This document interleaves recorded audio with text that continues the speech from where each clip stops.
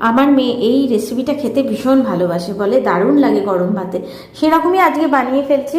এখানে মাছ 3টে ভালো করে ধুয়ে নুন হলুদ মাখিয়ে রেখে দিয়েছি। আর জারে একটা মশলা বানিয়ে নেবো, জিরে গুঁড়ো দিয়ে দিয়েছি, টমেটো কাঁচা লঙ্কা দিয়ে একটা পেস্ট বানিয়ে নিয়েছি।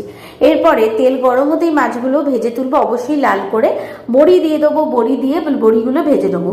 জিরে ফোড়ন দিয়ে নিয়েছি, জিরে ফোড়ন দিয়ে এখানে লম্বা করে ঝোলের যেমন আলু হয় সেরকম আলু কেটে নিয়েছি। আলুগুলো ভাজার সময় দিয়ে দেবো লবণ, হলুদ আর কাশ্মীরি রেড চিলি পাউডার। ভালো করে আলুগুলো ভাজা হয়ে গেলে যে মশলাটা বানিয়ে রেখেছিলাম সেই মশলাটা দিয়ে দিলাম। দেখুন এইভাবে দিয়ে দিতে হবে, অল্প অল্প করে দেবো।